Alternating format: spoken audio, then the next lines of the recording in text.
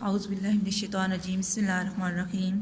ہماری پیارے بچوں، ہمارے آج جو میں نے آپ کو پڑھانا ہے وہ ہیں حدیث نمبر 1، پیج نمبر 27۔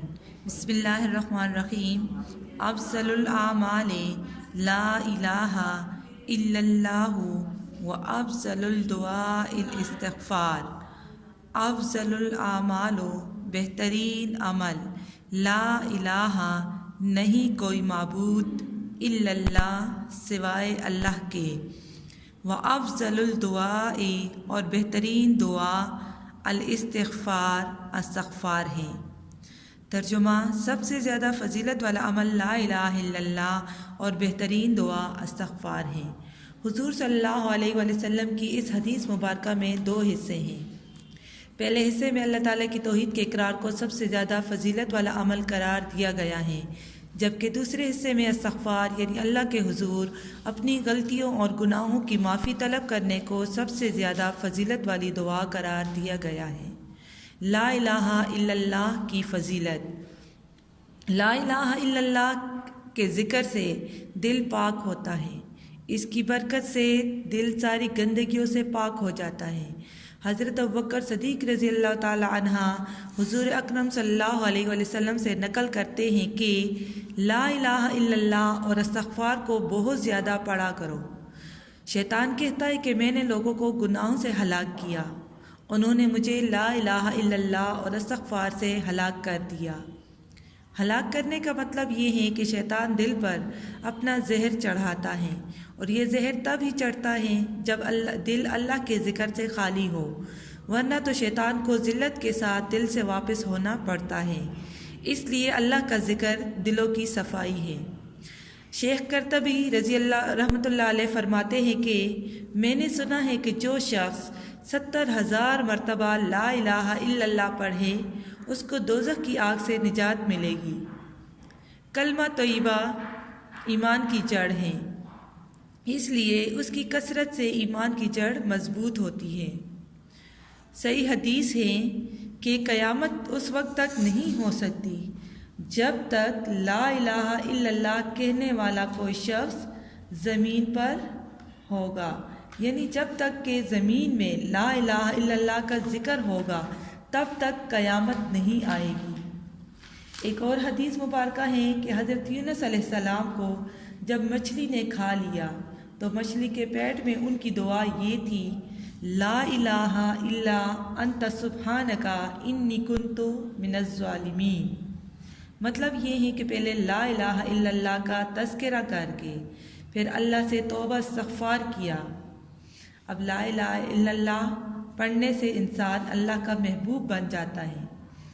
جو شخص اللہ تعالیٰ کا محبوب اور پسندیدہ بننا چاہتا ہے تو اسے چاہیے کہ چلتے پھرتے اٹھتے بیٹھتے لا الہ الا اللہ اور استغفار کا اظہار کرتا رہے۔ لا الہ الا اللہ قرآن کی آیتوں کا حصہ ہے۔ اب میں آپ کو اس کے فضائل بتاؤں گی۔ لا الہ الا اللہ کی کیا فضائل ہیں؟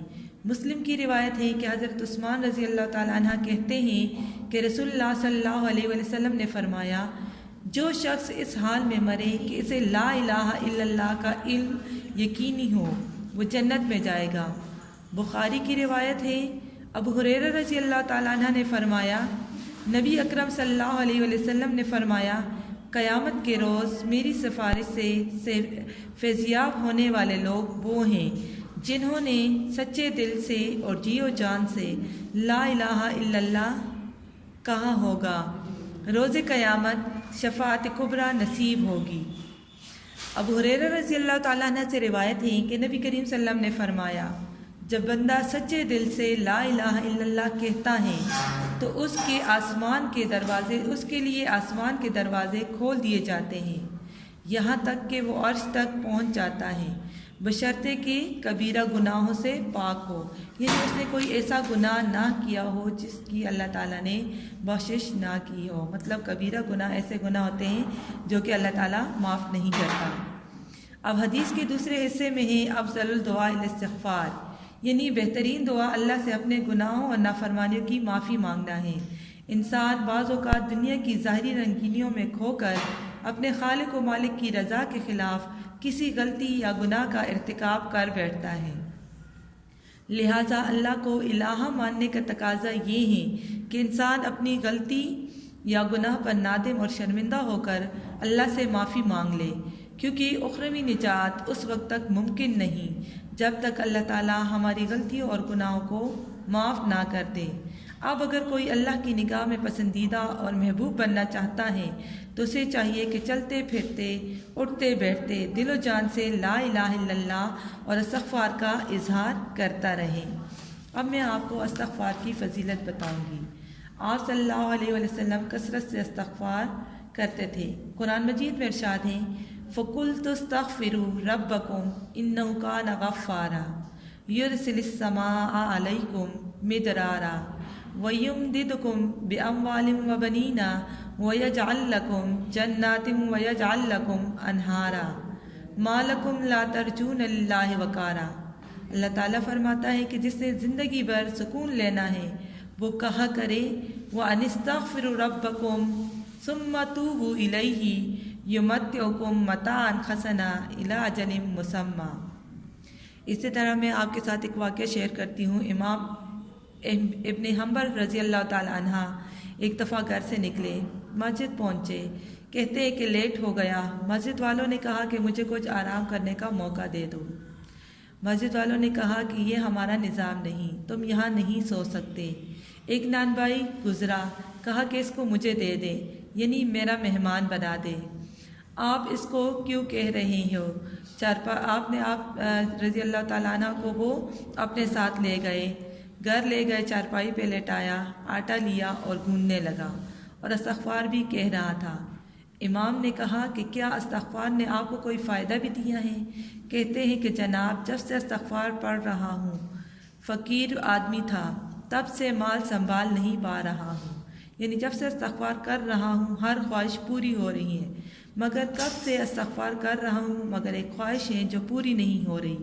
کہا کہ کون سی خواہش؟ وہ خاص خواہش ہے کہ پوری نہیں ہوئی۔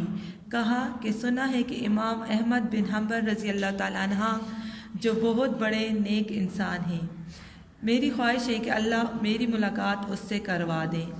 امام حنبل رضی اللہ تعالیٰ عنہ نے جب یہ سنا تو بہت ہنسے اور کہا کہ وہ میں ہی ہوں۔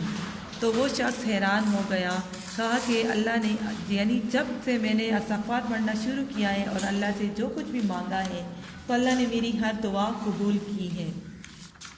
اس لیے ٹھیک ہے کہ آج میں جب گھر سے نکلا تو شاید فرشتے نے مجھ کو تم سے ملانے کے لیے گھر سے باہر نکالا ہے۔